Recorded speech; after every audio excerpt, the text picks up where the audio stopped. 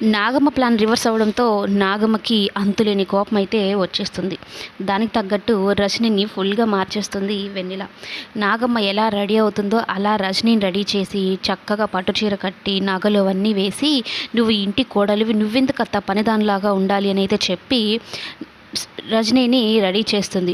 అయితే నాగమ్మ అది చూసి, నా చీరే కట్టుకుంటావా, నా నగలే పెట్టుకుంటావా, భర్త చచ్చిపోతే నీకు పసుపు కుంకుమలు కావాల్సి వచ్చిందా అంటూ తను కట్టుకున్న చీరని పెట్టుకున్న నగలనైతే తీసేస్తూ ఉంటుంది నాగమ్మ. అప్పుడు వెన్నెల వెళ్ళి అడ్డుపడి, ఏం చేస్తున్నావో తెలుస్తుందా, నీకొక్కదానికే నా హక్కు ఈ ఇంట్లో, మా అత్తకు లేదా, మా అత్త ఏ పాపం చేసిందని అని అయితే నాగమ్మని నిలదీస్తుంది.